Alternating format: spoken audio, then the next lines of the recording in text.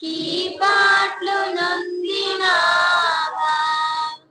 ముళ్ళతో కిరీటమల్లి నీ శిరముపై జల్లాటమున మొత్తిరా.